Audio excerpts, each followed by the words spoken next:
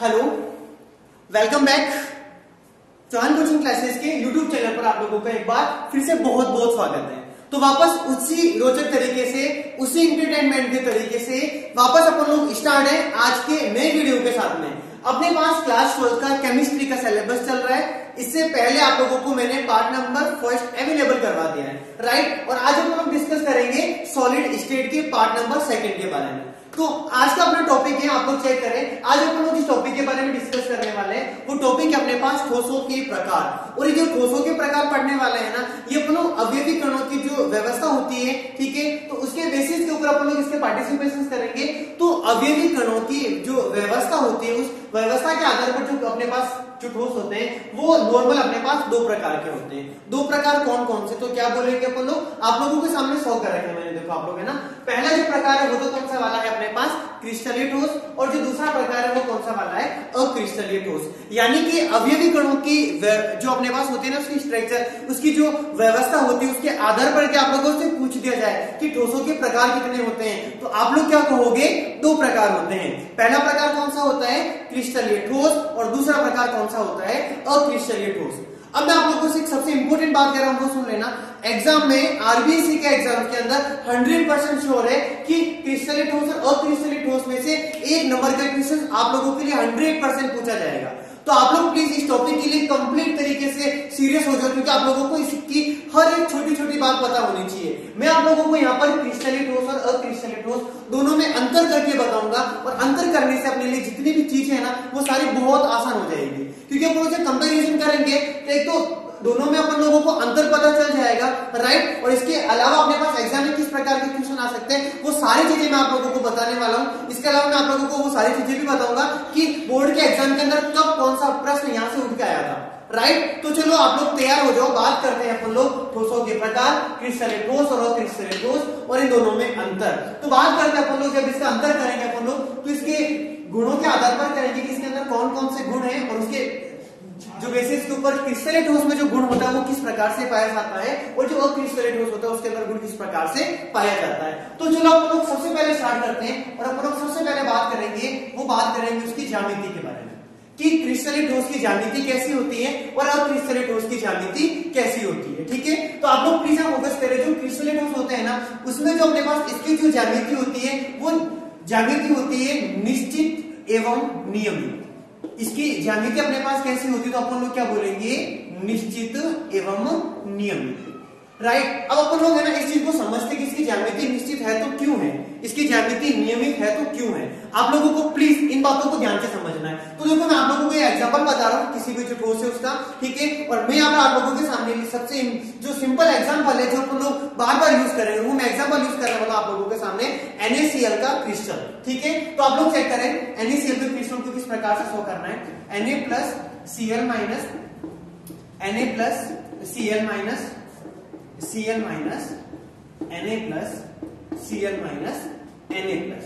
आराम से देखिए आप लोग, कोई दिक्कत वाली बात नहीं है। Na plus Cl minus Na plus Cl minus Cl minus Na plus Cl minus Na plus. तो ये बात चल रही थी अपने पास इसकी ज्यामिति के बारे में। अब इस ज्यामिति में खास बात क्या वो सुने ध्यान से। इसमें अपने पास क्रिस्टलीय ठोस के अंदर क्या होता है कि जो अवयवी कण होते हैं, अवयवी कण यहाँ पर अणु हो सकता है, परमाणु हो सकता है, या आयन हो सकता है, कोई भी हो सकता है, राइट, ओके। अपन लोगों ने यहाँ पर क्या किया, NaCl का जो क्रिस्टल है उसका उपयोग किया, और इसकी जो ज्यामिति होती है नियमित और निश्चित कैसे होती है वो समझे। आप लोग कोई भी यहाँ से आइटम ले, जैसे मैंने यहाँ से आइटम लिया Na, तो आप लोग यहाँ पर देखोगे तो आप लोग ये पाओगे कि जो Na है ना, Na उसमें 4 Cl एटम जुड़े हैं, राइट। बात समझ में आई ना आप लोगों को।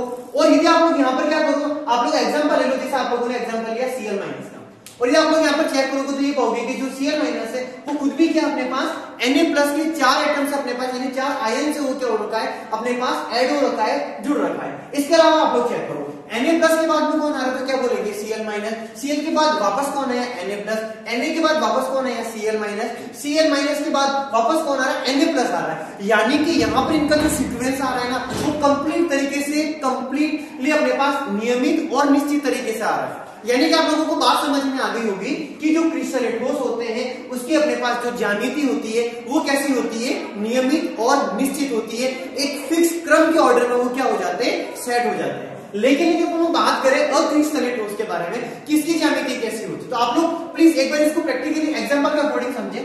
जैसे कि मैं आप लोगों के सामने एक सिंपल सा एग्जांपल सॉल्व कर देता हूं, राइट, ओके। जैसे मैंने आप लोगों के सामने कोई नॉर्मल सा ड्रॉ बना दे यहाँ पर, तो अपने पास क्या है कि एक के साथ एक अवयवी कण ऐड हो रखा है, ठीक है। अब स्टार्ट के अंदर तो अपन लोग देख रहे हैं तो सबके साथ में क्या है, अवयवी कण अपने पास कंप्लीट तरीके से व्यवस्थित है। अब आगे की स्ट्रक्चर के अंदर गया, वापस थोड़ा ये अनियमित हो गया, अब वापस आगे गया और वापस मन पड़े वैसे जाकर के बैठा है, ठीक है। आधा अवयवी कण यहाँ, मतलब किसी प्रकार की कोई ज्यामिति नहीं है, कुछ भी फिक्स प्लेटफॉर्म नहीं है यहाँ पर, ठीक है, ओके। तो आप लोग इन चीजों को समझे अच्छे से, है ना। यदि अपन बात करें इन चीजों को अच्छे से रिलेट करें यदि अपने जीवन के जो प्रोग्राम होता है उससे, तो आप लोगों को पता है ना, जीवन का प्रोग्राम भी दो प्रकार का होता है। एक बार तो क्या होता है कि सारे लाइन के अंदर बैठते हैं, ठीक है, और एक सीक्वेंस के अकॉर्डिंग, है ना, कि इसके बाद वो बैठेगा, उसके बाद वो बैठेगा, उसके बाद बीच में जो जगह वो छोड़ी जाती है ना, ठीक है, ओके। तो ये तो अपने पास क्या हो गया कि अपने पास मतलब यहाँ पर नियमित और निश्चित क्रम के अंदर बैठना आप लोगों को, राइट। और अपने पास यदि हम लोग वो बात करें कि यहाँ पर कंप्लीट तरीके से क्या होता है कि नियमित और निश्चित तरीके से सारी की सारी चीजें एडजस्ट हो जाती है, और वो किसके अंदर होता है, तो क्या बोलेंगे अपन लोग, क्रिस्टलीय ठोस के अंदर, ठीक है। अक्सर गांवों के अंदर जितने भी जीवन के प्रोग्राम होते हैं ना, वो सारे के सारे क्रिस्टलीय ठोस से अकॉर्डिंग होते हैं, क्योंकि वहां पर नियमित क्रम के अंदर सभी को अच्छी तरीके से व्यवस्थित तरीके से बिठाया जाता है। तो ये तो बात कर दी अपन लोगों ने किसके बारे में, क्रिस्टलीय ठोस के बारे में, राइट। अभी अपन लोग जो बात करेंगे वो बात किसके बारे में करेंगे, अक्रिस्टलीय ठोस के बारे में। तो अक्रिस्टलीय ठोस में ना मैं आप लोगों को रिलेट कर रहा था उसके जीवन के प्रोग्राम के अकॉर्डिंग एडजस्ट करना है अपन लोगों को, ठीक है। तो गांवों के अंदर जो होता है वो तो क्रिस्टलीय ठोस से अकॉर्डिंग होता है, लेकिन जो शहरों के अंदर होता है ना, वो शहरों के अंदर आप लोगों को सबको पता है कि वहां पे जीवन के प्रोग्राम कैसे होते हैं, बफर ड्यूरिंग होता है ना वहां पर। तो क्या होता है कि भाई साहब 2 लोग है ना वहां खड़े, 5 लोग खड़े यहाँ पर, 10 लोगों ने वहां पे जाकर के झुंड बना दिया, ठीक है, और आराम से उनका जो प्रोग्राम है वो चल रहा है। यानी कि अपने पास वो किसके अकॉर्डिंग एडजस्ट हो जाते हैं, अक्रिस्टलीय ठोस के अकॉर्डिंग, राइट। टॉपिक के ऊपर आते हैं हम लोग वापस। तो अपने पास जो अक्रिस्टलीय ठोस होता है उसके अपने पास यदि बात ज्यामिति के बारे में करेंगे तो अपन लोग क्या बोलेंगे, अनिश्चित और अनियमित, राइट, ओके। तो अपने पास इसका पहला जो कंपैरिजन है वो क्या हो चुका है कि जो क्रिस्टलीय ठोस होते हैं उनकी ज्यामिति कैसी होती है, निश्चित व नियमित, लेकिन जो अक्रिस्टलीय ठोस होते हैं उनकी ज्यामिति कैसी होती है, अनियमित और अनिश्चित, ठीक है। चलो अब तो लोग दूसरी बात करते हैं इनकी व्यवस्था, ठीक है। इसका दूसरा कंपैरिजन पढ़ते हैं अपन लोगों ने ये फर्स्ट कंपैरिजन पढ़ा। अब बात करेंगे इनकी अवयवी कणों की जो व्यवस्था होती है वो कैसी होती है, ठीक है। तो बात करते हैं पहले क्रिस्टलीय ठोस के बारे में। जो क्रिस्टलीय ठोस के बारे में बात करें ना, तो इनकी होती है दीर्घपरासी व्यवस्था। इनकी कैसी होती है, दीर्घपरासी व्यवस्था, लेकिन इनकी होती है लघुपरासी व्यवस्था। इनकी व्यवस्था कैसी होती है तो क्या बोलेंगे अपन लोग, लघुपरासी व्यवस्था। हाँ, अब आप लोग समझे चीजों को, ये दीर्घपरासी और लघुपरासी का जो सेंस है वो हुआ तो हुआ क्या, ठीक है। तो आप लोग उन्हीं चीजों को समझे अच्छे से, जैसे कि एक अपने पास मजदूर है, वो है ना एक बिल्डिंग बना रहा है, उसको बहुत बड़ा जो घर है वो बनाना है। तो वो क्या करता है कि सबसे नीचे वो जो नींव से स्टार्ट करता है, फिर उसके ऊपर ईंटें लगाता है, राइट। तो वो क्या करता है कि सभी ईंटों को क्या करता है, नियमित और निश्चित क्रम में लगाता है, ठीक है। यदि वो नियमित और निश्चित क्रम में बिल्कुल सही, बिल्कुल फ्लैट तरीके से यदि वो करता है और एक एक क्रम नियमित और निश्चित रखता है, तो क्या होता है कि वो दीवार बहुत ऊपर तक जाती है, दीवार बहुत लंबी हो जाती है, राइट। बात समझ में आई ना आप लोगों को। लेकिन यदि वो क्या करे, उसका क्रम नियमित और निश्चित तरीके से नहीं करे, है ना, ठीक है। 2 पत्थर तो लगा दिए सीधे, 2 पत्थर लगा दिए उल्टे, आधा लेफ्ट में जा रहा है, अपने पास आधा क्या हो रहा है जो राइट है उसके अकॉर्डिंग जा रहा है, तो मुझे बताओ क्या होने वाला है, ठीक है। वो बिल्डिंग है ना ज्यादा ऊंची नहीं हो पाएगी, दीवार है उसकी हाइट ज्यादा मतलब एडजस्ट नहीं हो पाएगी, राइट। तो वही बात यहाँ पर हो रही है कि अपने पास जो अवयवी कण होते हैं यदि उनकी ज्यामिति नियमित और निश्चित है तो उसकी परास क्या हो जाती है, बहुत लंबी हो जाती है, वो दीर्घपरासी व्यवस्था को शो करते हैं। लेकिन अक्रिस्टलीय ठोस के अंदर क्या होता है कि जो अवयवी कण होते हैं उनकी ज्यामिति अनियमित और अनिश्चित होती है, इस कारण उसकी परास ज्यादा लंबी नहीं हो पाती है, वो कम परास के ही हो जाते हैं, ठीक है। तो ये बात अपन लोगों ने किसके बारे में कर दी, इसकी व्यवस्था के बारे में। यानी कि अपने पास एक तो होता है इसकी जो व्यवस्था कैसी होती है, दीर्घपरासी व्यवस्था, और इसकी अपने पास कैसी होती है, लघुपरासी व्यवस्था। इसके बाद बात करते हैं अपन लोग नेक्स्ट नंबर 3, और वो बात करते हैं इसके विदलन गुण के बारे में। अब बात किसके बारे में करेंगे अपन लोग, विदलन गुण के बारे में। तो आप लोग समझे पहले तो विदलन का मतलब क्या होता है, ठीक है। विदलन का मतलब अपन लोगों को क्या करना है कि उसको काटना है, राइट। तो काटने के बाद क्या कंडीशन है, यदि अपन लोग क्रिस्टलीय ठोस है, यदि उसको अपन लोग काटेंगे तो क्या होने वाला है, और यदि अक्रिस्टलीय ठोस को काटेंगे तो क्या होने वाला है। ठीक है, तो देखो अपन लोग है ना, जब कोई भी क्रिस्टलीय ठोस है और यदि उसको काटते हैं तो उसमें विदलन गुण स्पष्ट तरीके से होता है, इसमें विदलन जो होता है वो कंप्लीट तरीके से स्पष्ट होता है, स्पष्ट होता है तथा सपाट व चिकनी सतह प्राप्त होती है, सपाट व चिकनी सतह प्राप्त होती है, चिकनी सतह प्राप्त होती है। अब इसका क्या मतलब हुआ वो समझे। आप लोग एक नॉर्मल एग्जांपल के तौर पे समझे, मेरे कहने का मतलब कतई वो नहीं है कि मैं जो अब एग्जांपल लूंगा कि वो क्रिस्टलीय ठोस है। ठीक है, मैं एग्जांपल ले रहा हूं जो पनीर का, मैं वापस कह रहा हूं आप लोगों को, मैं पनीर कहने का मतलब ये नहीं क्या अपने पास जो क्रिस्टलीय ठोस है वो पनीर है, मैं सिर्फ एग्जांपल यूज कर रहा हूं कि पनीर के अंदर आप लोगों को ये चीजें समझने में आसान रहेगी। अपन लोग क्या करते हैं, जब पनीर को काटते हैं ना, तो जब काटते हैं तो उसका जब विदलन होता है तो उसकी जो सतह प्राप्त होती है वो बिल्कुल कैसे प्राप्त होती है, बिल्कुल सपाट और बिल्कुल चिकनी प्राप्त हो जाती है। यदि वो लोग लोहे को काटेंगे तो भी वो कंडीशन होने वाली है, यानी कि क्रिस्टलीय ठोस के बारे में बात चल रही है। और अपन लोग यदि बात करें, यदि किसी ठोस को यदि काटा जाता है, यदि उसका विदलन कराते हैं और यदि चिकनी और बिल्कुल स्पष्ट सतह प्राप्त होती है तो वो ठोस में क्या होता है, अपने पास क्रिस्टलीय ठोस होता है। लेकिन यदि आप लोग किसी ठोस को काट रहे हो और यदि अपने पास उसके अंदर क्या होता है कि उसकी खुरदरी सतह प्राप्त होती है, जैसे आप लोग एग्जांपल के तौर पे समझ सकते हैं रबर के बारे में, है ना। जब रबर को अपन लोग क्या करेंगे, उसका विदलन कराएंगे तो उसकी जो सतह प्राप्त होगी, उसके लिए अपन लोग दो टुकड़े करते हैं, तो यदि उसकी जो सतह प्राप्त होगी वो सतह कैसे हो जाएगी, राइट। तो आप लोग क्या बोलोगे, उसकी सतह कैसी हो जाएगी, खुरदरी हो जाएगी। ठीक है ना, ओके। तो अपने पास यहाँ पर जो क्रिस्टलीय ठोस है उसमें जो विदलन गुण होता है वो तो कैसा होता है, स्पष्ट होता है। लेकिन जो अक्रिस्टलीय ठोस होते हैं इसका जो विदलन गुण होता है वो कैसा होता है, अस्पष्ट होता है, अस्पष्ट होता है। तो ये बात अपन लोगों ने किसके बारे में की, ठीक है।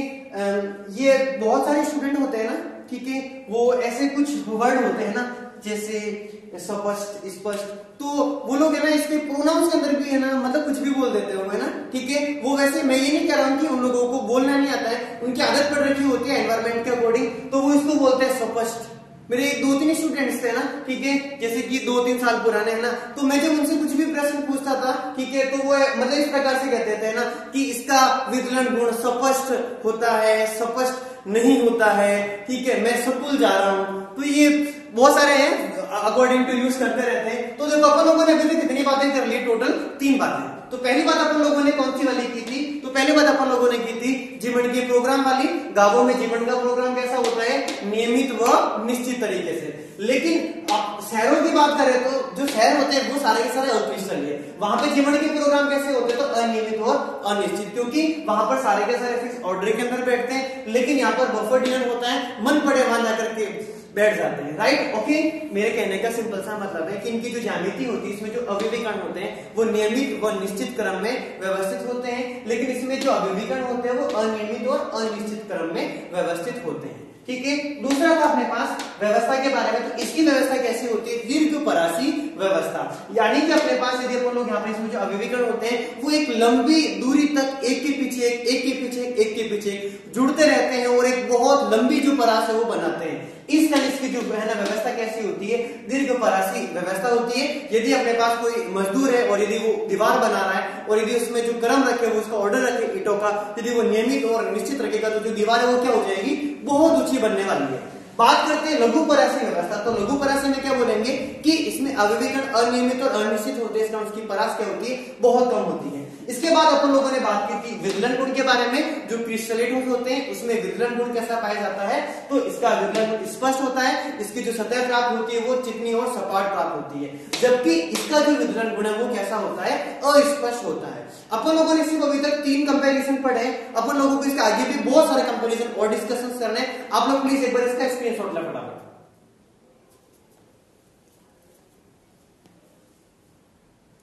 हाँ, तो चलो अपन लोगों ने अभी तक 3 बातें कर दी है इनमें कंपैरिजन के लिए। तो पहली क्या पढ़ी थी अपन लोगों ने, उसकी ज्यामिति के बारे में, दूसरा उसकी व्यवस्था के बारे में और तीसरा उसके विदलन गुण के बारे में।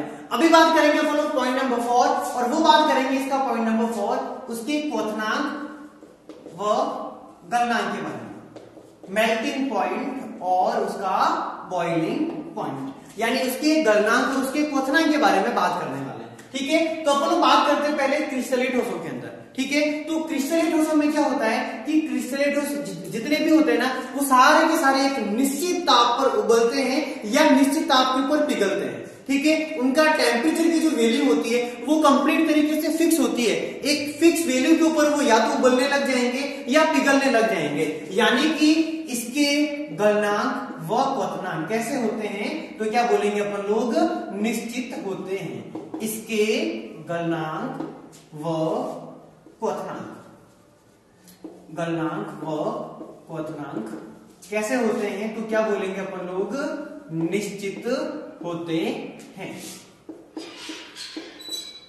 लेकिन अक्रिस्टलीय ठोसों में, अब आप लोगों को है ना एक बात तो बहुत अच्छे से समझ में आ गई होगी, है ना, कि सर याद ही तो करना है, क्या करें, है ना, इधर आ गया गलनांक क्वथनांक निश्चित है, तो सिंपल सी बात है, यहाँ पर क्या हो जाएगा, अनिश्चित हो जाएगा, और अ से अ को मिलाना है, यहाँ पर अनिश्चित को ला करके टेकना है। ठीक है, लेकिन प्लीज एक बार इसको एग्जाम्पल के तौर से समझो अच्छे से।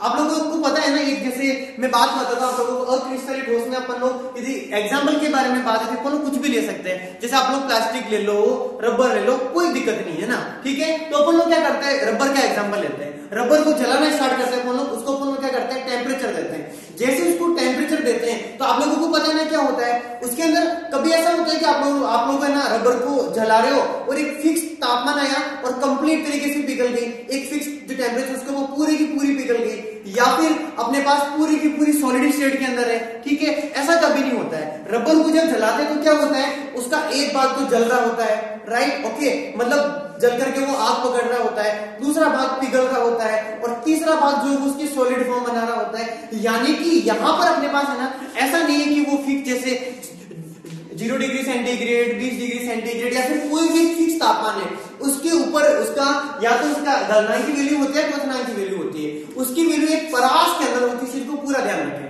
जैसे कि 100 डिग्री सेंटीग्रेड से 200 डिग्री सेंटीग्रेड के ताप के बीच में ये किसी भी ताप के ऊपर उबलने लग सकता है, किसी भी ताप के ऊपर पिघलने लग सकता है, वो अपने पास क्या होता है, क्रिस्टलीय ठोस। यानी इसका मान परास के अंदर होता है, इसका मान कभी फिक्स नहीं होता है, एग्जैक्ट वैल्यू नहीं होती है। ठीक है, इसीलिए अपन लोग क्या कहेंगे कि इनका गलनांक और क्वथनांक कैसा होता है, तो बात अपने पास क्या आ जाएगी, अनिश्चित होता है।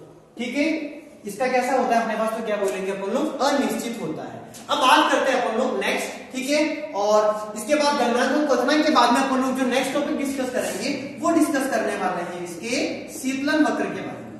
वो टॉपिक कौन सा वाला है अपने पास, शीतलन वक्र।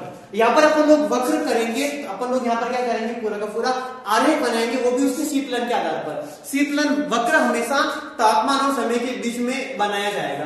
तो एक बार मैं आप लोगों को सिंपल तरीके से समझा रहा हूँ, उन बातों को समझा लो।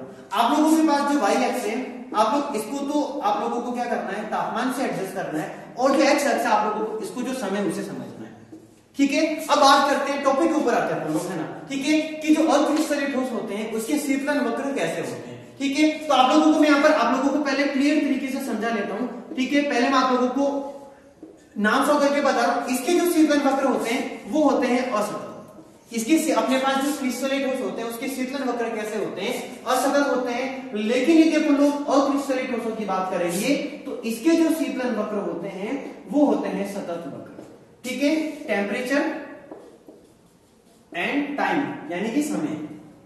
ठीक है, तो चलो एक एक टॉपिक के बारे में डिस्कस करना स्टार्ट करते हैं। स्टूडेंट है ना, यहां पर आकर के बहुत गलतियां करता है।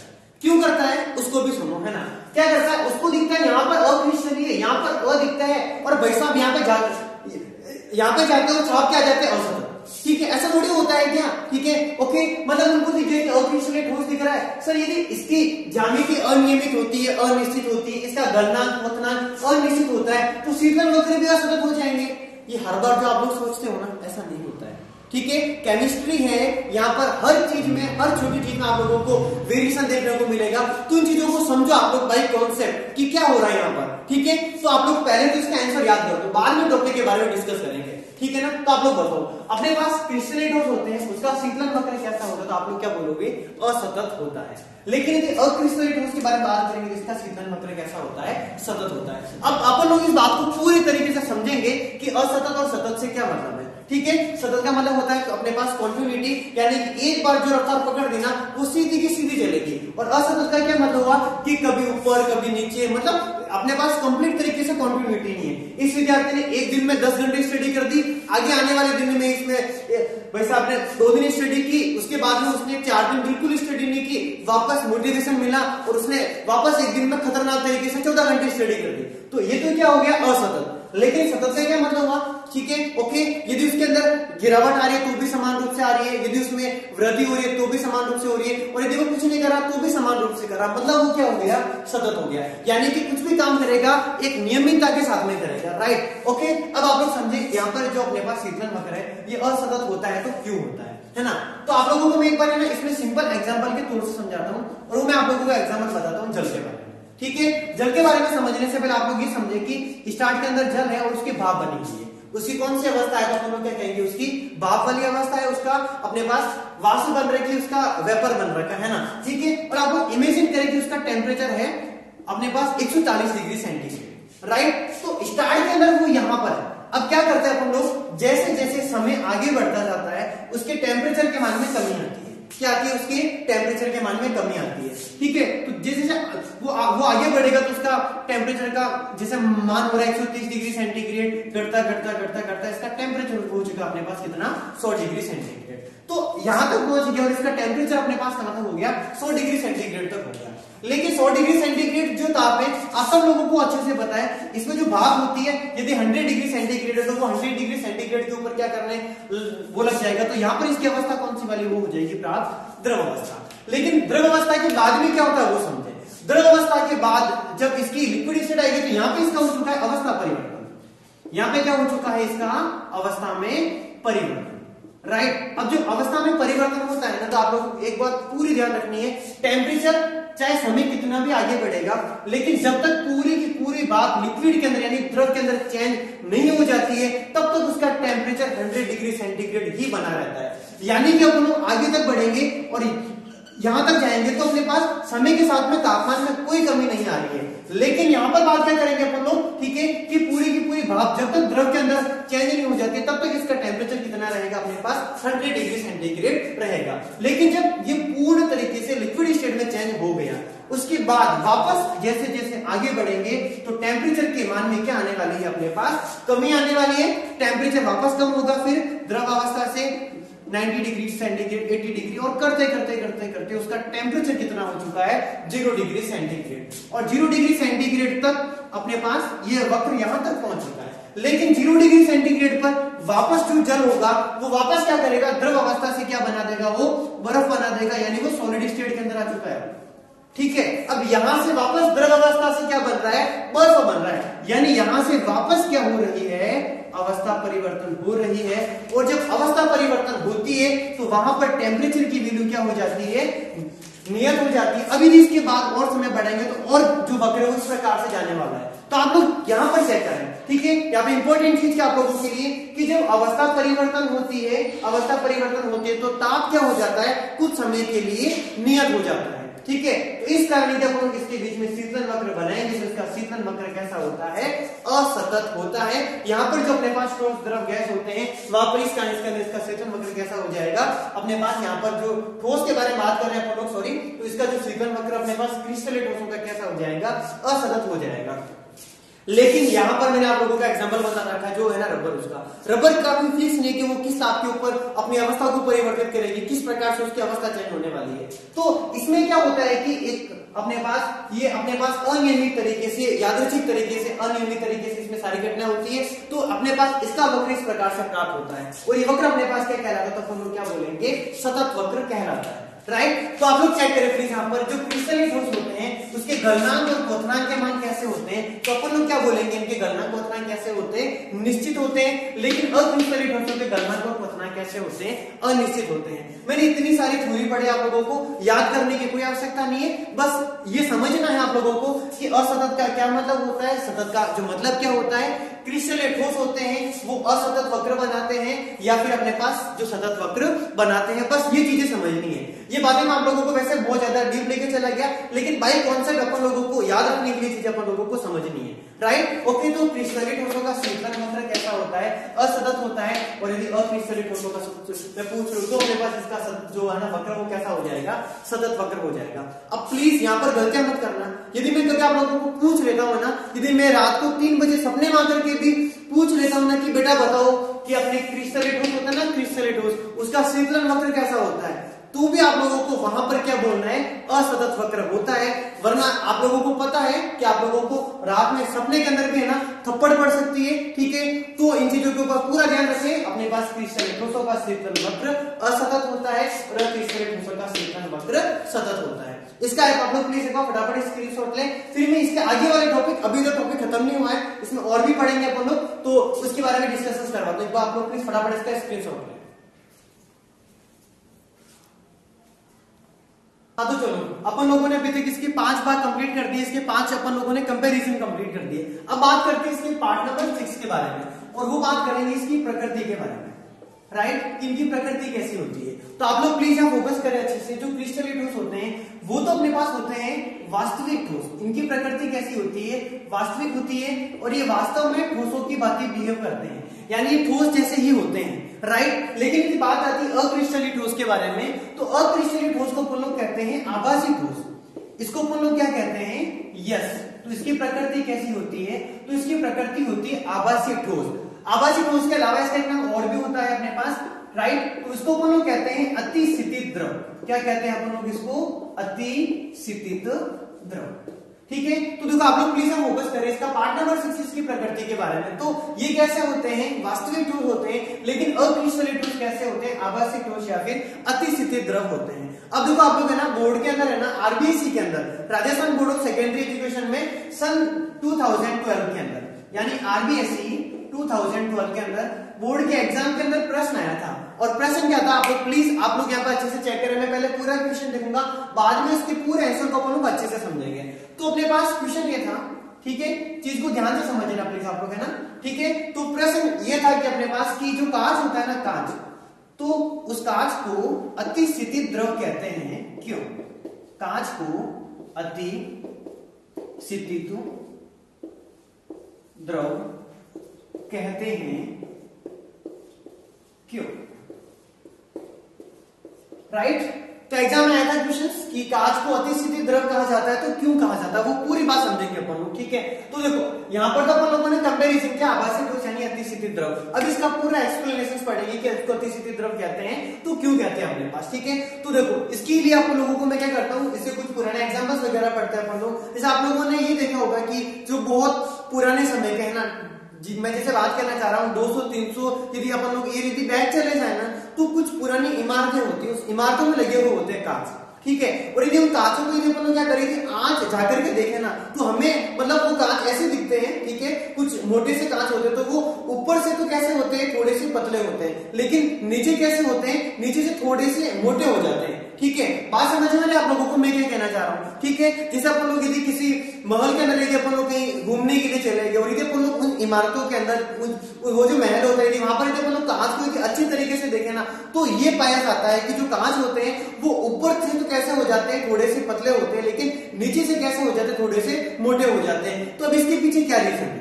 राइट? ओके, तो हर चीज के पीछे साइंस होती है, इसके पीछे भी साइंस है। तो आप लोग प्लीज इस चीज को समझे क्या होता है, ठीक है? तो वो जो कांच होता है ना, उसके ऊपर क्या होता है, सूर्य का प्रकाश आके गिरता है, प्रकाश आके जैसे गिरता है तो उष्मा ग्रहण करते हैं। उष्मा ग्रहण करने के कारण अपने पास क्या होता है कि वो पिघलने लगते हैं। तो जो वो आप लोग मुझे बताओ, यदि कोई कांच है और यदि वो पिघलने लग गया, तो वो क्या करेगा, अपने पास ऊपर से क्या करेगा, नीचे की तरफ गति करेगा। तो वही चीज उसके अंदर होती है। तो जब बहुत पुराने जो कांच होते हैं 200 से 300 साल पुराने, तो क्या होता है कि उसके अंदर क्या होता है कि जब सूर्य का प्रकाश आके गिरता है, तो उस ताप के कारण, उस ताप को मतलब करते हैं ग्रहण, ताप को ग्रहण करने के कारण वो ऊपर से क्या करने लगते हैं, पिघलने लगते हैं, और वो क्या करते हैं, नीचे की तरफ मतलब चले जाते हैं। जब वो नीचे की तरफ जाएंगे तो सिंपल सी बात है, वो ऊपर से कैसे हो जाते हैं, थोड़े से पतले हो जाते हैं, और नीचे से वो कैसे हो जाते हैं, थोड़े से मोटे हो जाते हैं, ठीक है? तो अब इसके अंदर क्या हुआ कि इसके अंदर मतलब जो कांच है उसके अंदर बहने का जो प्रवाह उत्पन्न हो जाता है, बहने का गुण आ जाता है।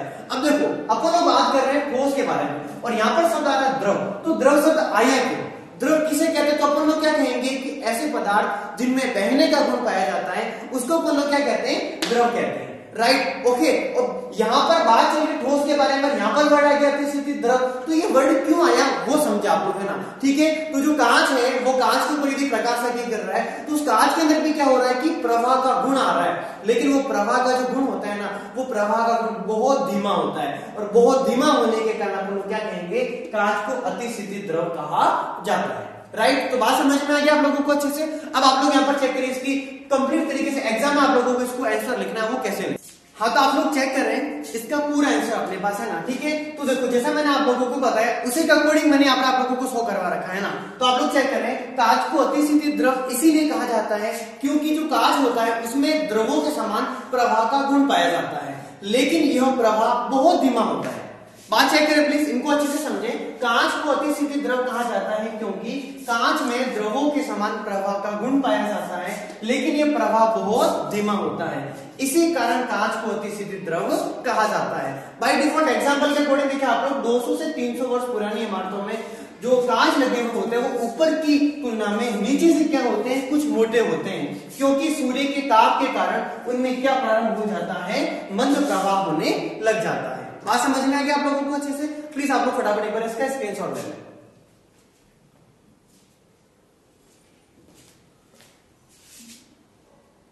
हाँ, तो चलो अभी अपन लोगों ने इससे पहले टोटल इसके 6 पॉइंट कंप्लीट कर दिए। अब हम लोग बात करते हैं इसका 7वां पॉइंट, और 7वां पॉइंट है और वो पॉइंट है देशिकता के बारे में। वो पॉइंट कौन सा वाला है, देशिकता। तो पहले बात करेंगे क्रिस्टलीय ठोस की अपने पास देशिकता वो कैसी होती है, फिर बात करेंगे क्रिस्टलीय ठोसों की देशिकता कैसी होती है। तो जो क्रिस्टलीय ठोस होते हैं ना, वो क्रिस्टलीय ठोस अपने पास होते हैं विषम देशिक प्रकृति के। यस, कौन सी प्रकृति के होते हैं, तो आप लोग क्या बोलोगे, विषम देशिक प्रकृति के।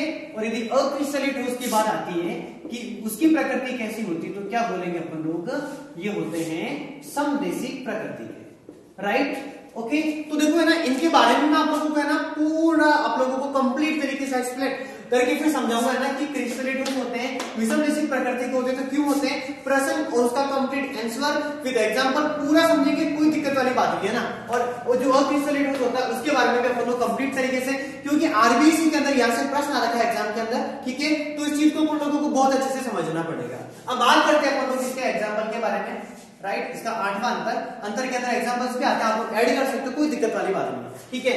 तो आप लोग चेक करें इसका नेक्स्ट एग्जांपल अपने पास जिसकी बात करें, इसमें जितनी भी धातु होती है ना जो प्रकृति के अंदर, तो समस्त धातुएं जो होती है वो किसके अंदर आती है, क्रिस्टलीय ठोस के अंदर। और अक्रिस्टलीय जो ठोस है उसके अंदर अपने पास कौन कौन आते हैं, तो आप लोग चेक करें अपने पास इसके अंदर आती है, अपने पास प्लास्टिक होती है, रबर होता है, इसके अलावा बहुत सारे पॉलीमर्स होते हैं यानी कि बहुलक, ये इनके सारे एग्जांपल्स यानी अक्रिस्टलीय ठोस होते हैं, ठीक है। बात समझ में आ गई। तो देखो अभी मैं आप लोगों को एक बात कर रहा हूं, सुन ले अच्छे से।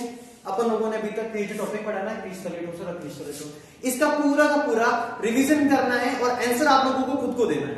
और यदि आप लोगों ने आंसर ढंग से नहीं दिया तो आप लोगों को यहाँ पर ऑनलाइन भी पनिशमेंट मिलने वाली है। तो अभी आप लोग ये सोच रहे होंगे कि सर हमें ऑनलाइन पनिशमेंट कैसे देंगे, तो आप लोग प्लीज पहले रूल्स और जो है ना रेगुलेशंस को अच्छे से सुन लें। आपकी कॉपी आप लोग अपने आंखों के सामने से हटा दें, अपनी कॉपी को अपनी आंखों के सामने से थोड़ा सा दूर रख दें, फटाफट रख दी होगी सब लोगों ने, फटाफट रख दो प्लीज, फटाफट, ठीक है। अब क्या करना है वो सुनो। अब आप लोगों को करना ये है कि मैं आप लोगों से प्रश्न पूछूंगा, उसका आंसर आप लोगों को अपने मन में ही देना है, ठीक है, ओके। अब आप लोग जब अपने मन में आंसर दोगे तो उसके बाद में आप लोगों को है ना आगे वाला काम क्या करना है वो सुनना। हो सकता है कि आप लोगों ने जो उत्तर दिया वो सही है और हो सकता है कि आप लोगों को उत्तर गलत है। यदि आप लोगों को उत्तर सही होता है तो बहुत अच्छी बात है, ऑल द बेस्ट। लेकिन यदि उत्तर गलत होता है तो आप लोगों को करना कुछ नहीं है, छोटा सा काम करना है, ठीक है ना, ओके। आप लोगों को अपने गाल पे खुद को थप्पड़ मारनी है और नहीं, यदि आप लोगों ने ऐसा नहीं किया तो आप लोगों को मम्मी पापा की कसम होगी, ठीक है ना, ओके, करना ही है, ठीक है। और जैसे मैं आप लोगों से पूछता हूँ कमेंट बॉक्स के अंदर कि सबसे एंड में आप लोगों को कितने थप्पड़ पड़े, तो वो भी बताना है, ठीक है, ओके। वापस कह रहा हूं मैं आप लोगों को है ना भावनाओं में लेके जा रहा हूँ और वापस कह रहा हूँ आप लोगों को मम्मी पापा की कसम होगी, झूठ नहीं बोलेंगे कोई भी, है ना, ठीक है। तो चलो स्टार्ट करते हैं अपन लोग। अपन लोगों ने इसका कंपैरिजन किया था, तो अपन लोगों ने सबसे पहले बात की थी ज्यामिति के बारे में, क्रिस्टलीय ठोसों की ज्यामिति कैसी होती है, राइट, हाँ देख लो आप लोग फटाफट। क्रिस्टलीय ठोसों की ज्यामिति नियमित और निश्चित होती है या अनियमित और अनिश्चित होती है, यस। अपने पास क्रिस्टलीय ठोसों की ज्यामिति नियमित और निश्चित होती है। अक्रिस्टलीय ठोसों की ज्यामिति कैसी होती है, यस। अनियमित और अनिश्चित। इसके बाद बात करते हैं अपन लोगों ने इसका जो सेकंड नंबर पढ़ा था वो अपन लोगों ने पढ़ा था उसकी व्यवस्था के बारे में। तो क्रिस्टलीय ठोसों की जो व्यवस्था होती है वो लघु परासी होती है या दीर्घ परासी होती है। इसी प्रकार से अक्रिस्टलीय ठोसों की व्यवस्था दीर्घ परासी होती है या लघु परासी होती है। ओके, थप्पड़ मारता रहे फटाफट, यदि आंसर आ रहा है रॉन्ग तो और अच्छा आ रहा है तो बहुत अच्छी बात है, कोई टेंशन की आवश्यकता नहीं है। ठीक है, चलो इसके बाद बात करते हैं अपन लोग, है ना। ठीक है, जो क्रिस्टलीय ठोस होते हैं उसमें विदलन गुण क्या होता है? विदलन गुण अस्पष्ट होता है या स्पष्ट होता है? चलो ठीक है, अक्रिस्टलीय ठोसों में विदलन गुण कैसा होता है? स्पष्ट या अस्पष्ट? चलो ठीक है, क्रिस्टलीय ठोसों में विदलन गुण अपने पास होता है स्पष्ट और अक्रिस्टलीय ठोसों में अपने पास कैसा होता है? तो क्या बोलेंगे? अस्पष्ट। चलो ठीक है, इसके बाद आगे बात करते हैं अपन लोग क्रिस्टलीय ठोसों के शीतलन वक्र कैसे होते हैं, सतत या असतत? इसका सही उत्तर है असतत। ठीक है, अक्रिस्टलीय ठोसों की शीतलन वक्र कैसे होते हैं? तो अपने पास क्या बोलेंगे अपन लोग? सतत। ठीक है, इसके बाद बात करते हैं अपन लोग इसकी प्रकृति के बारे में। जो क्रिस्टलीय ठोस होते हैं उस क्रिस्टलीय ठोस के अंदर अपनी जो ज्यामिति होती है, ठीक है, यानी बात करते हैं इसकी देशिकता के बारे में। तो क्रिस्टलीय ठोसों की देशिकता कैसी होती है? समदेशिक होते हैं या विषमदेशिक होते हैं? ओके, पता चल गया होगा। हाँ, क्रिस्टलीय ठोस होते हैं विषमदेशिक प्रकृति के। और अक्रिस्टलीय ठोसों की प्रकृति कैसी होती है? अक्रिस्टलीय ठोसों की अक्रिस्टलीय ठोसों की प्रकृति होती है समदेशी। राइट, तो आप लोग प्लीज फटाफट मुझे कमेंट बॉक्स के अंदर बताएं कि आप लोगों को कितने थप्पड़ पड़े। यदि एक भी नहीं पड़ा तो भी लिखे 0 है ना। ओके, 100 तो करना है, कुछ भी हो जाओ। हाँ चलो फटाफट कमेंट बॉक्स के अंदर रिप्लाई आने दो फटाफट आप लोग प्लीज, है ना। ओके चलो ठीक है। हाँ तो देखो अपन लोग है ना अभी डिस्कस करने वाले हैं। एक तो अपन लोग क्रिस्टलीय ठोसों की प्रकृति विषमदेशिक होती है तो क्यों होती है, और जो अक्रिस्टलीय ठोस होते हैं उनकी प्रकृति समदेशिक होती है तो क्यों होती है। ओके,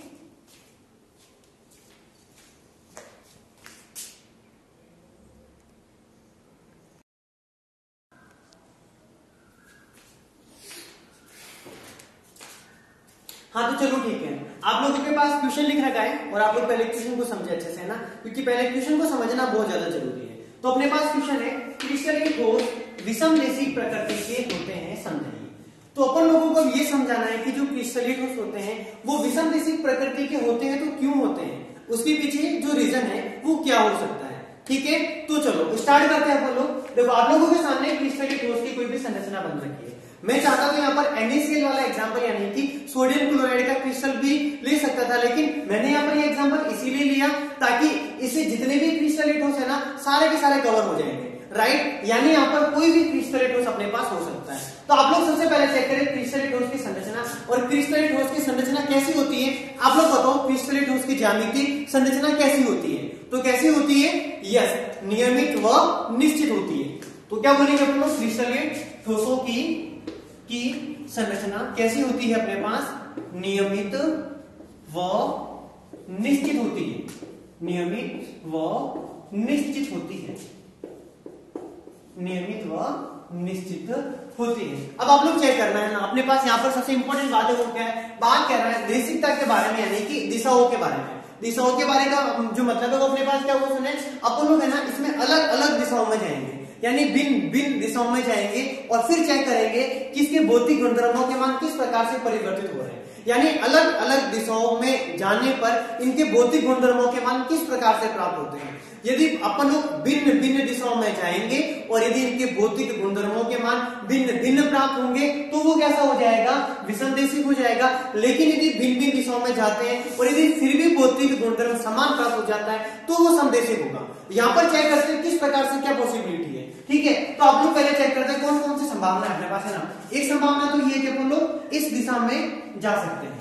राइट, ओके, इस दिशा में आप लोग मुझे बताओ क्या हो रहा है आप लोगों के पास? सारे के सारे गुण आ रहे हैं, ए आ रहा है। तो ये तो अपने पास कौन सी वैल्यू होगी? फर्स्ट दिशा। दूसरी जो दिशा आप लोग चेक करें, दूसरी जो दिशा वो अपने पास हो चुकी है। ठीक है, यानी आप लोगों को भिन्न भिन्न दिशाओं में जाना ही 100% श्योर है। ठीक है, ओके, तो दूसरी जो दिशा वो ये हो गई। अब बात करते हैं इसकी तीसरी जो दिशा उसके बारे में। तो आप लोग चेक करें तीसरी जो दिशा अपने पास कौन सी पॉसिबल हो सकती है, आप लोग इसको चेक करें अच्छे से, कोई दिक्कत वाली बात नहीं है।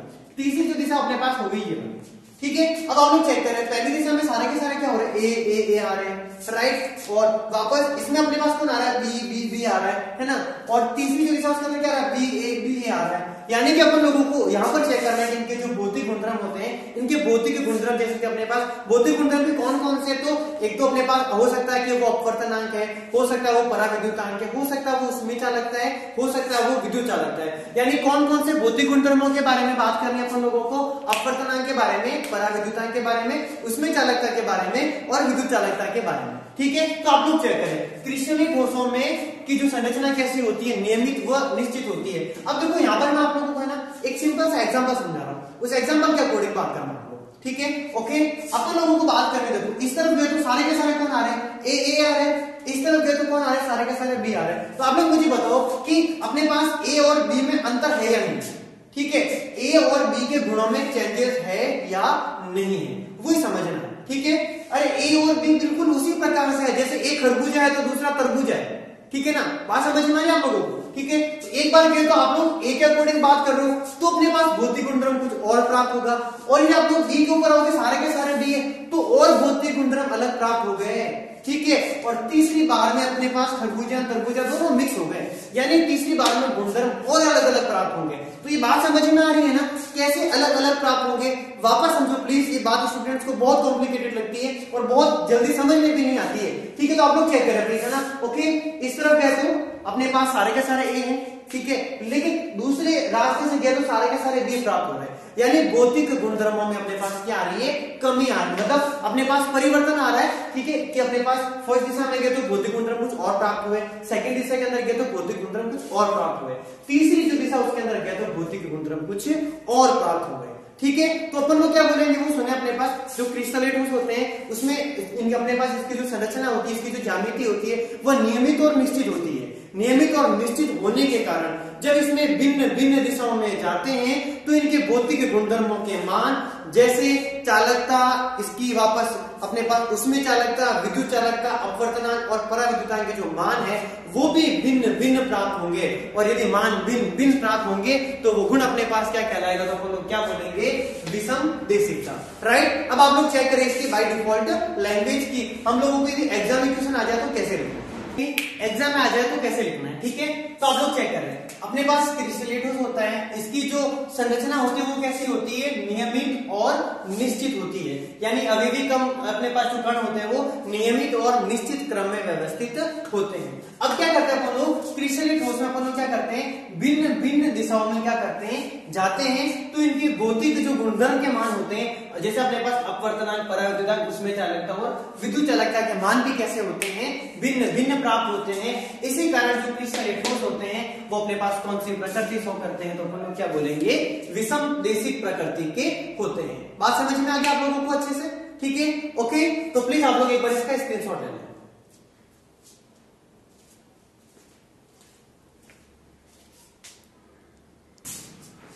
हाँ, तो चलो अब आप लोगों के सामने सेकंड क्वेश्चन है। यदि आप लोगों को पहला क्वेश्चन का आंसर समझ में आ गया ना तो इसको समझने में आप लोगों को बहुत आसानी होने वाली है। ठीक है, तो चलो अपन लोग ट्राई करते हैं। अब किस तरह ठोस होते हैं, उसकी प्रकृति कैसी होती है, तो अपन लोग क्या बोलेंगे, समदेशिक प्रकृति होती है। एग्जाम में क्वेश्चन क्या आएगा कि इसकी समदेशिक प्रकृति होती है तो क्यों होती है वो समझाओ। राइट, तो चलो अपन लोग स्टार्ट करते हैं इसके आंसर के बारे में।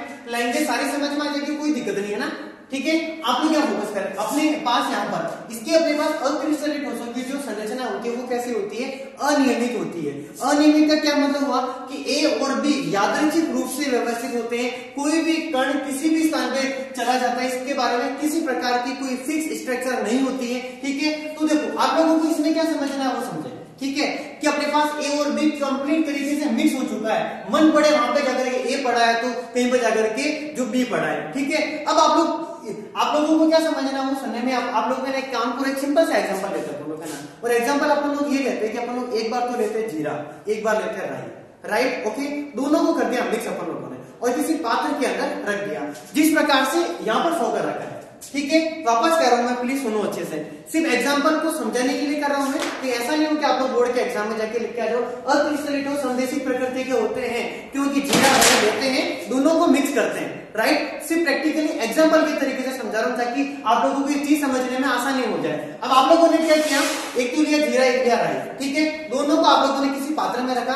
और कंप्लीट तरीके से मिक्स कर दिया। अब अपन लोग क्या करते हैं कि इस दिशा में जाते हैं, पात्र के किसी एक भाग के अंदर जाएंगे, अपन लोग अंदर हाथ डालेंगे, मुट्ठी से अपन लोग क्या करेंगे वो निकालेंगे और चेक करेंगे कि ये जीरा है या वो राई है, राइट। ये तो हुआ पहला परिणाम। दूसरी बार अपन लोगों ने क्या किया कि दूसरी तरफ हाथ डाला फिर निकाला। तो आप लोग मुझे बताओ कि अपने पास दोनों की कंडीशन क्या आने वाली है, पूरी तो समान नहीं आएगी, राइट। लेकिन ये बात तो होगी ना कि अलग अलग भी नहीं आएगी। क्या उनकी जो मान है वो अलग अलग प्राप्त होंगे? दोनों मुट्ठी खोल के देखेंगे तो हमें ये लगेगा कि दोनों मुट्ठी के अंदर जो आ रखा है ना वो मान लगभग समान आ रखा है, राइट। ओके, वापस कह रहा हूं मैं, लगभग समान भौतिक गुणधर्म, ठीक है। तो आप लोग चेक करें, एक तो आप लोग गए इस दिशा के अंदर, एक आप लोग गए इस दिशा के अंदर, चाहे आप लोग गए इस दिशा के अंदर, कोई फर्क पड़ने वाला नहीं है, राइट। तो जब अक्रिस्टलीय ठोस की संरचना अनियमित और अनिश्चित होती है, जब अक्रिस्टलीय ठोस में जब हम लोग क्या करते हैं, भिन्न भिन्न दिशाओं में जाते हैं, तो इनके भौतिक गुणधर्मों के मान जैसे अपवर्तनांक, पराविद्युतांक, उसमें चालकता और विद्युत चालकता आदि के जो मान होते हैं,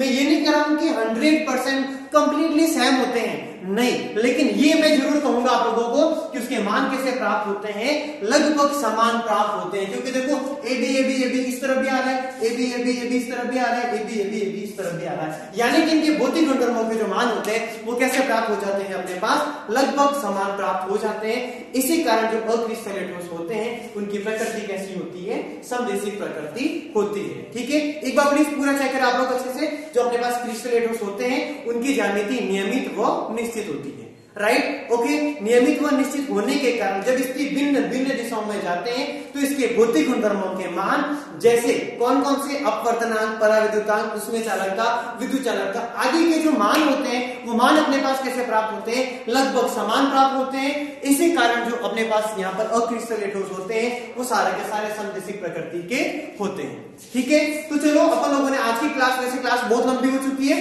ठीक है, मिलेंगे वापस नेक्स्ट वीडियोस के अंदर, ठीक है। तो आप लोग ये वीडियोस अपने दोस्तों के साथ में अधिक से अधिक शेयर करें, सबको कनेक्ट होने के लिए, ताकि सब लोगों की इस लॉकडाउन की कंडीशन में भी जो स्टडी का जो बेनिफिट है वो हो सके। यदि आप लोगों को वीडियो अच्छी लगी है तो लाइक करें, कमेंट्स करें और अपने दोस्तों के साथ शेयर करना नहीं भूलें। मिलते वापस नेक्स्ट वीडियोस के अंदर, तब तक के लिए ऑल द बेस्ट। आप लोग इसके एक बार स्क्रीनशॉट ले लेना, ठीक है। और इसके बाद आप लोगों को जो इंपॉर्टेंट क्वेश्चंस मिलेंगे उसके आंसर आप लोगों को फोटो खींचने हैं, मुझे व्हाट्सएप के ऊपर भेजने, राइट। तो चलो ठीक है, अपन लोग चलते हैं, bye bye, all the best.